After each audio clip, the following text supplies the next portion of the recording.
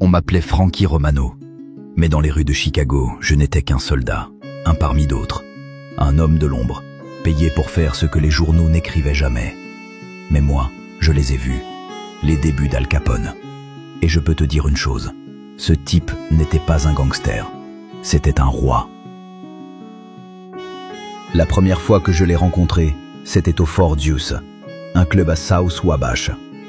Il portait un costume 3 pièces crème, les chaussures brillantes, le regard perçant. Il parlait doucement, mais chaque mot sonnait comme un ordre.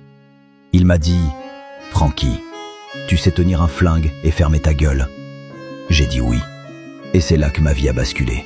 Capone, c'était pas juste un type violent, c'était un visionnaire. Il a compris ce que la prohibition signifiait avant tout le monde. Un marché noir, une ruée vers l'or liquide. Pendant que les honnêtes citoyens prenaient peur, lui construisait un empire.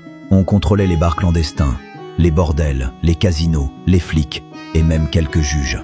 Tout ce qui bougeait dans Chicago passait par nous. Il savait se faire aimer. Il donnait de l'argent aux pauvres, offrait des soupes pendant la crise. Mais si tu trahissais, si tu parlais, il te faisait disparaître. Simple, propre, froid. Moi, j'ai aidé à faire le ménage plus d'une fois. Tu frappes à la porte, 2 balles, et tu repars avant que la police arrive. Mais tout a changé en 1929, avec la Saint-Valentin. 7 hommes froidement exécutés dans un garage, alignés contre un mur. Tout le monde pensait que c'était Capone, même s'il était à Miami ce jour-là. J'étais pas là, mais je sais que ça venait d'en haut. Il fallait envoyer un message aux Irlandais de Bugs Moran. Un message clair. Chicago, c'est à nous. Après ça, les journaux l'ont surnommé Public Enemy #1. Il adorait ça. Il disait « Mieux vaut être détesté et respecté que méprisé en silence. » Mais l'attention, c'est un poison. Et l'argent, ça attire l'œil du gouvernement. Capone, il tuait pas avec ses mains. Il tuait avec ses livres de comptes. Alors ils ont frappé là où il était le plus vulnérable. Les impôts. En 1931, ils l'ont tué. Jugé, condamné. 10 ans à Alcatraz. J'ai jamais revu le vieux Capone.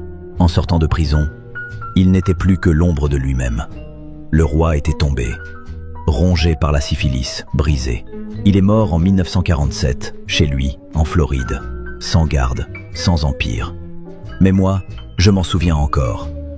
Des cris dans les ruelles, du champagne au Cicero Lounge, du silence après les coups de feu.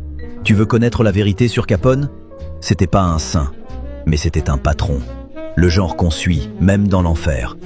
Parce qu'avec lui, on était intouchables.